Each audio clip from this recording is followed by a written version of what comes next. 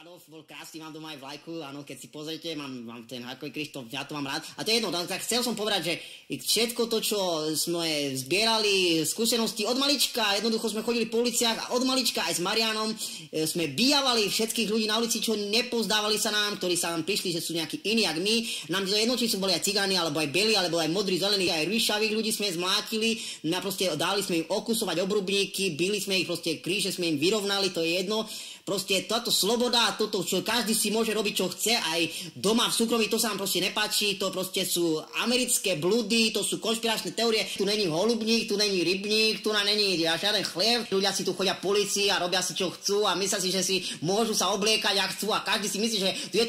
to je ako svet gombička, no tak to takto nie. My sme si povedali, že takto to nebude. My sme pozerali dokumentárny seriál o Nemeckej republike, keď ešte bol Hitler, Adolf, keď bol aj Berlusconi, aj Mussolini a prásne tam sme sa chceli dostať my, ale škoda, že sme sa narodili o 15, 20, 30, 60 rokov neskôr, takže sme dosť dobrí na to, aby sme tu nastolili poriadok a keď nie, tak dostane takto kladivom po prstoch a bejsbolkou po tvári, no takže počúvajte nás, voľte nás a budete sa mať všetci dobre, lebo budeme vám hovoriť, nebudete tápať, ale my vám povieme, ako sa máte a môžete správať a jak sa nemôžete správať. My tu proste máme to celé premyslené, žiadna export a žiaden import, ani nič tu nebude, to sú prežitky, ktoré sú už dávno za nami. My chceme mať proste ruského kamaráta Putina a on nám všetkým bude krásne masírovať prostatu, takže budeme vám diktovať to a vy budete pracovať, lebo nemáme veľmi veľký korbáč, ale za to máme dosť veľké svaly na nohách, aj lítka som cvičil, minule som depoval.